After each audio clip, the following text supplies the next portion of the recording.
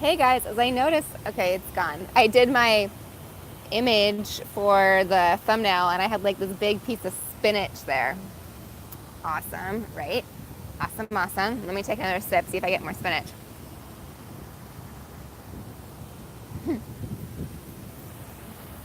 All right, welcome. I am Alexandra Harbushka. I am the founder of lifewithherpes.com. It is a YouTube channel, it is a podcast, it is a blog, and most importantly, it's a community for, hi friend, it's a community for people living with herpes, just like you and just like me. So yes, I have herpes, I have oral, and I have genital. I have HSV1 and HSV2. Hi friends, welcome. Anyways, welcome to today. I am going to go through some of the questions that you guys submitted and asked, but let's do some fun thing. Like, what's this dance party? Ooh, that might be distracting. Let's see, what's this? Glamour. Let's do glamour. Glamour's fun. Okay. So feel free to ask any questions. Also, feel free to add on if you have questions. How do I put that down now? If you are wondering in addition to something I asked. All right, so let me go here. Is there a definite way to know how long I've had herpes? So I was asked, is there a scientific way? Is there a definite way?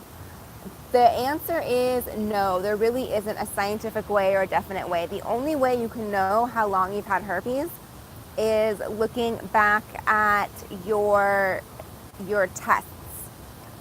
Here's where it gets tricky. As we all now know, after being diagnosed and thinking that we were getting checked or things like that, is the herpes STD test. The herpes test is not included in the STD panel. So when you go to get tested and you go, give me an STD test, they don't include it unless you specifically ask. So unless you can go back and say, okay, I got tested before this partner and after this partner, before this partner and after this partner, and you can kind of go through it, and you can kind of look at your partners and you can just kind of go through it, then there's a way for you to narrow it down. However, there really is no exact way to pinpoint 100%. So there really is no scientific way or no way. You could look at, based on virginity and partner and things like that. Things that we always forget about because we assume genital herpes has to be from sex, and we forget that it can be from oral sex as well. So I don't want you to forget that there's some other things we could have done, like oral sex. All right, sorry when I do this, I lose you, but I'm trying to see. Okay, oops. The next question. I have a new outbreak in a different location. Does that mean that I'm gonna get that outbreak there from now on? Good question. I can't 100% answer that for you. Your body's gonna do what your body's gonna do. So I can just speak from my personal scenario and maybe you can add a comment. But what happens for me, okay, so if it doesn't show up in a blood as IgG, you can expect a recent infection to take 3 months to build. Yeah, it can take about 3 months for the antibodies to show up in the bloodstream. Yeah, absolutely. So there's time, there is a lapse of time, and that's where a lot of people get confused about, like, well, I didn't know I had it, or it just showed up, or what do you mean? I haven't slept with anybody in months. What's going on? So it can take some time. Okay, so back to the location of herpes. Of it, let's say it's showing up in one spot and then it's going to the other spot. The concern is now will it also go to both spots? So I can speak from my personal experience. When I had my first outbreak, I had it everywhere. I mean, it just went everywhere it could possibly go. You may have the same situation. I had outbreaks everywhere. Going forward, I get outbreaks now in 2 locations. So I get them right around my asshole. That's asshole. The anus. I don't know, the opening where I have a poo. I don't know how to say that. The asshole. Right around there. And I can sometimes, if I'm stressed, I love that you're laughing. I don't know how to say it. And then I can sometimes get them around the vaginal opening. I no longer get them everywhere or all the spots or anything. So if you do have multiples, then that's a whole new outbreak. So it's a whole new infection. It means that your immune system's down, it's shot, and it can't get a hold of it. Make sense? Okay. Yeah, I hope it's never TMI, but I don't think it is TMI considering what we're... How long do outbreaks last? That is so different for everybody. Some people can get super mild outbreaks. Some people can get, we can get awful outbreaks. I want to compare it to a cold. So some colds, as you know, we can have a cold for like 2 days and then we're fine. Other colds, you're out for 2 weeks. Why would you have a cold that's 2 weeks and a cold that's 2 days? It again boils down 100% to your immune system and how you're taking care of your body and how you're treating your body and what you're doing to help it heal. So that's just the difference. I mean, if you're gonna get on the antiviral, then that should clear it up within a couple of days, like maybe 3 days, 4 days. Again, everybody's a little bit different, but the sooner you get on the antiviral, the sooner it will clear up. Some people don't want to take antivirals, and I totally get that, and I totally understand. Then it most likely will take a little bit longer to heal. There are some diet tricks you can do to improve your diet and lifestyle to reduce the arginine in your body. So you want to cut back on the arginine. That can help heal as well. Okay, I'm going to look at my next question. Sorry that I have to keep going back and forth. As I'm asking, do you guys have any additional questions on this? Anything? Okay, next question. Wait, now I forgot.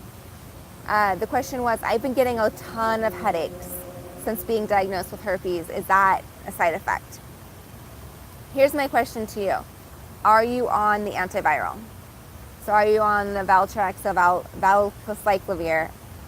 And the reason why I ask is because that one of the side effects is, not side effects, but the, side effects is actually are headaches. It can cause headaches. Now also, and I don't know if it causes headaches, if the actual medicine causes headaches, but the medicine also dehydrates you. Meaning that if you're dehydrated, then you also have headaches. So why does it cause headaches? Again, I don't know if it's actually the medication that causes headaches or if it's because you're dehydrated and you have to increase your water intake. Speaking of that, let me just get my smoothie down.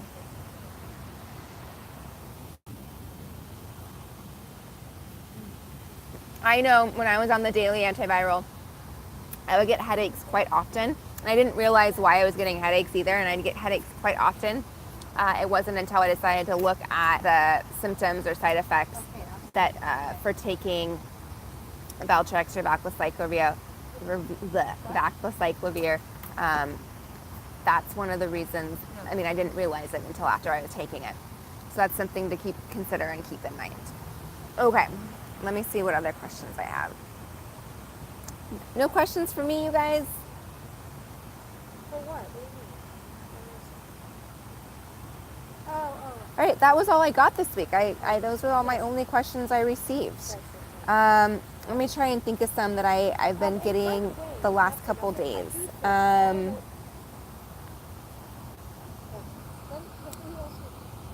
so we're on the same page. I'm trying to think. Hi, Mr. Cool Guy. Hey, are you still taking the antiviral? No, I am not still taking the antiviral. I haven't taken it in about, 2 years.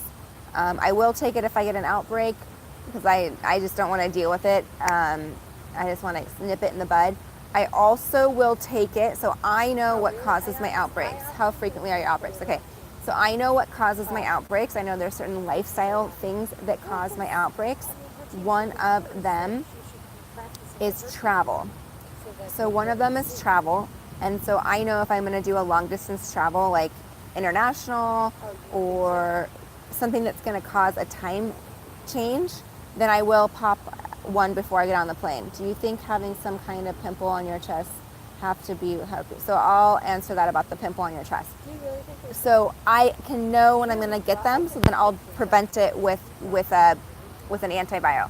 How often do I get my outbreaks? I've had anything from a couple a month, which means I know I'm not taking care of myself, to one every 3 years. It really just depends on what I'm doing, how I'm taking care of myself, and really what's going on in my life. Is it diet? Is it exercise? Am I burning the candle from both ends? Am I getting up super early and going to bed super late? Am I drinking extra wine? Things like that. So I know those things can cause additional outbreaks.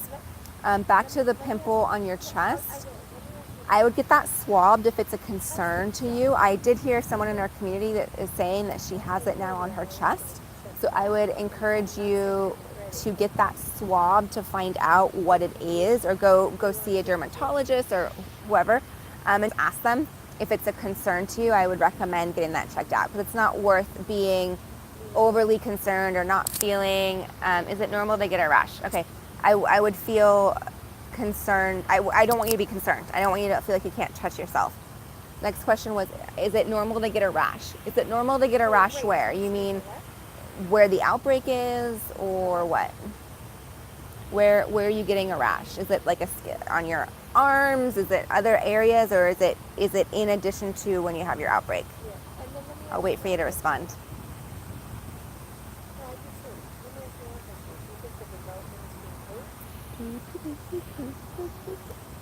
My doctor told me that HSV1 generally has much less outbreaks than HSV2 generally. Yes, in general, HSV1 has less outbreaks than HSV2. Why that is, I don't know. There's no way to know. I don't know if because HSV1 is typically associated with when you have an outbreak. Okay, I don't know if HSV1 is typically associated with oral herpes. So I don't know if that's because it's just a stigma thing. It's not the same stigma, but yeah, there's typically less outbreaks. Okay, so when you actually, I got slight razor burn rashes. I have general HSV too. Okay, so rash, I'm not familiar with the rash. I'm just familiar with little, pimple-like blisters. So, guys, it was so funny. That lady, I have to show, before I answer, I have to show you, there's, so many open seats, and she sits down right next to me. It's like when you go to, a restaurant, or, guys, I don't know what it's like to go to a stall and to be a guy and go to a stall, but, I'm sure it's one of those things when you go to the restroom when there's, a row of stalls and, someone sits right next to you to go to the bathroom. You're like, what are you doing? Do you think there'll be a cure for herpes in the future? Do you know about the vaccine? Okay, I'll answer that. But anyways, she's gone now. It was really weird. There's all these seats, and she decided to sit right next to me. So back to your rash. So if you heard her talking, sorry about that. Okay, back to the rash. So yeah, I'm not familiar with it. It could just be like someone said, razor burn. It could be, your body's just all irritated. I like to use coconut oil. I like to use coconut oil anytime I have a rash, or I think if I feel like I may be getting a yeast infection. Knock on wood, I haven't had a yeast infection in 5 years, but if I feel like I'm getting one, or BV, I know if I have too much sex, I can get BV. Knock on wood, I haven't had one in years, but I'll just put coconut oil in my vagina or around the area. So that really helps a lot with the rash. So yeah, and I hope because a lot of people get itchy when they have outbreaks. I don't get itchy, but maybe you're also getting itchy, so I don't know. The next question that just popped up here was on, is there a cure for herpes? I hope there will be someday. I don't know.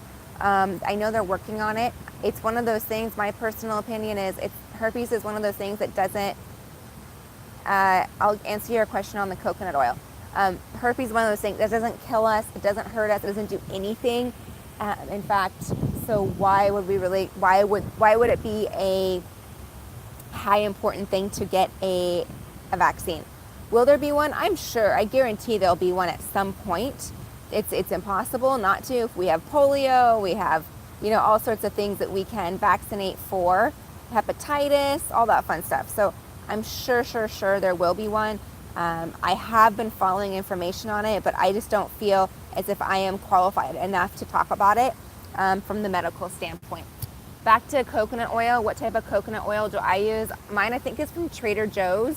I don't know if you have a Trader Joe's near you. That's usually just like the cheapest. I just get the organic coconut oil. It's super easy. When you get an outbreak, will you get itchy in the area of the outbreak, or will the itch be all around your body?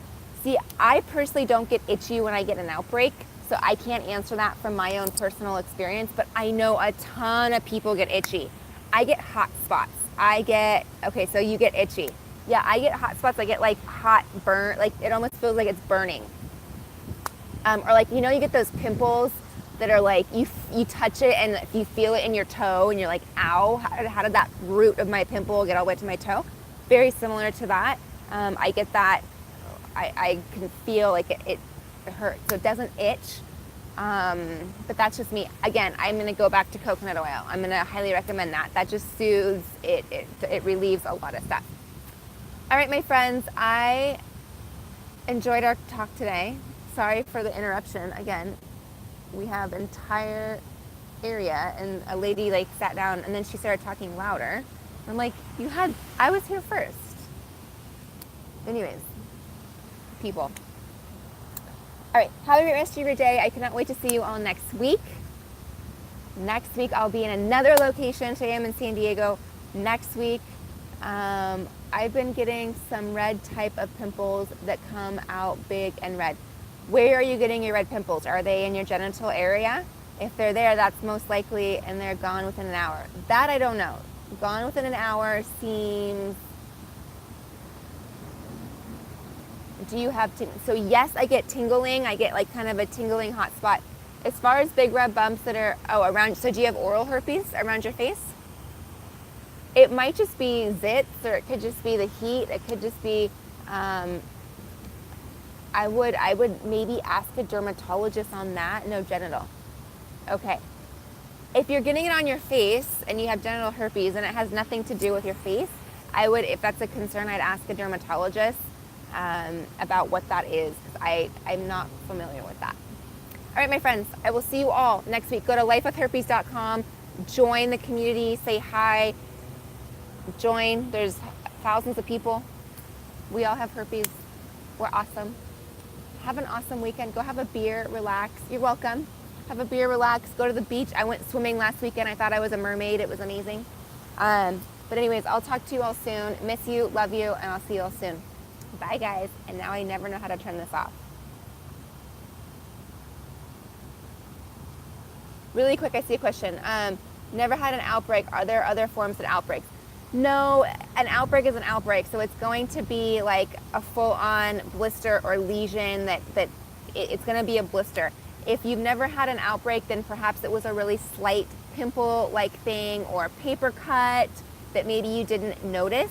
There is such thing as asymptomatic shedding, meaning that you are contagious even though you don't show any symptoms. So, I love you guys too.